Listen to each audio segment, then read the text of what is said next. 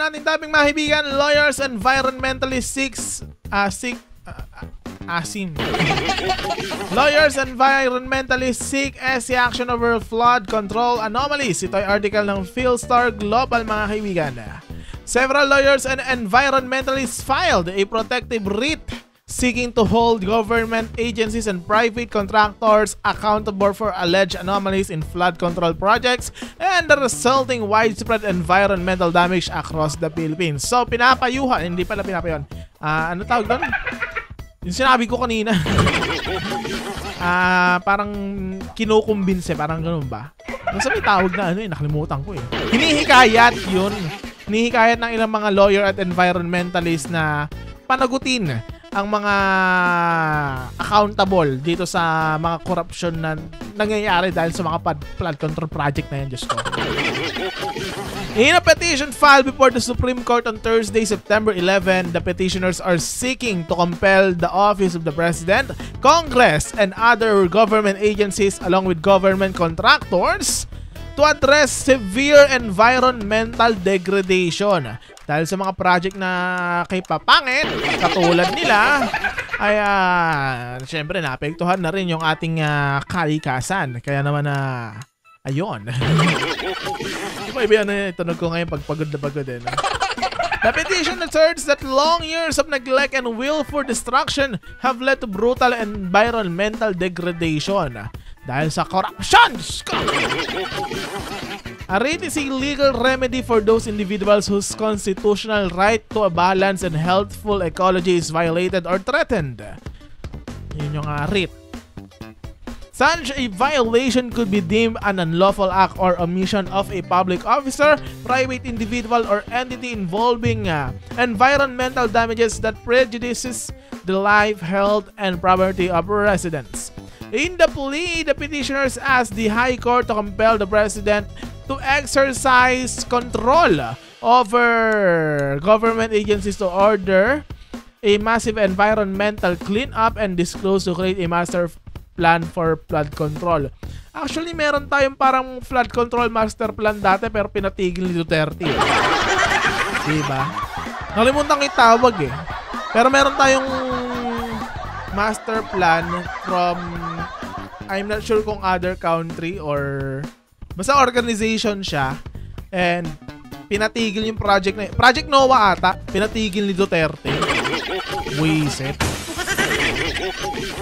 Anyway, the petitioners also want the Department of the Interior and local government units to conduct a comprehensive cleanup and declogging of waterways. So, pinapaano na rin dito yung paglilinis ng mga kanal dahil yung mga kanal na ginagawa nila ay substandard. Diba? They have also requested that the Department of Public Works and Highways be ordered to rehabilitate these water courses, that criminal elements be prosecuted, and that Congress be recommended to codify a national land use plan. Ito ang sabi sa petisyon, we rise in collective condemnation of this neglect and deliberate corruption by government people who are diverting project appropriations for flood control and infrastructure development. Corruptive acts and inefficiency must be curtailed. So, ayun, puro kasi flood control yung environment natin eh. Nakakaano na, di ba? Nakakabwisit yung mga yan. Dagdag pa sa kanilang petition, corrupt officials must be brought to justice. Illegal and highly irregular acts must be halted. The wise and proper use of government funds must be ensured. The protection of the environment must stop the priority programs of the government. It could be recalled that flooding was experienced in many parts of the country since August following a series of tropical depression. Actually, matagal na to kasi wala nga tayong episode ng mga nakarang araw, diba? And binaha po sa QC. Sa may ABS-CBN, mga kaibigan, binaha. And unexpected yun. Pero sabi naman ng mga weather bureau natin ay 5 days worth naman daw yung ibinagsak na ulan nung araw na yun. Kaya matindi yung baha. Pero dito natin makikita na parang ineffective yung mga flood control projects na ginagawa ng mga corrupt na to. This prompted the government to conduct a probe into flood control projects which revealed alleged anomalies between the officials from the Department of Public Works and Highways and its contractors. So, ayun.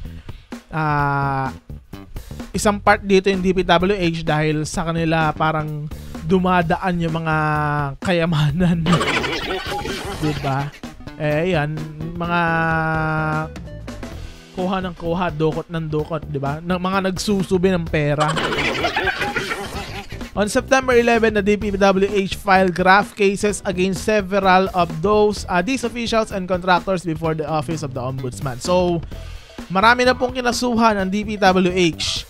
Pero more on, ang tawag dito, yung hindi criminal case. Nakalimutan ko yung tawag. Basta hindi siya criminal. Ayun. Pero mga ugali, criminal, buisit na yun.